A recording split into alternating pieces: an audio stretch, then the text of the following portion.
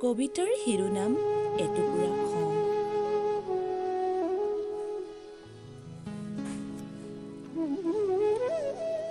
সম্ভৱত সকলোবোৰ প্ৰায় শেষৰ পৰ্যায়ত। সোঁৱৰণিৰ দলিচায়ো বিফল আমাৰ স্মৃতি বুটলাত।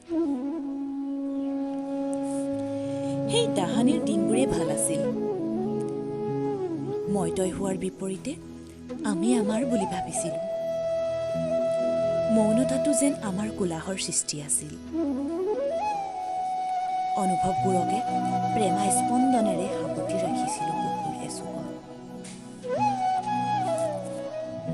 নিঃসন্দেহে এয়াতো প্ৰেমেই আছিল।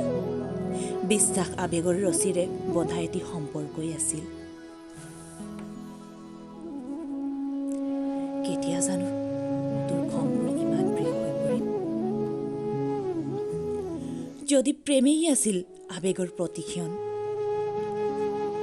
তেন্তে বাৰে বাৰে ৰন্ধে ৰন্ধে ভস্ম হৈছিল কিয় আমাৰ সপোন, আমাৰ অস্তিত্ব?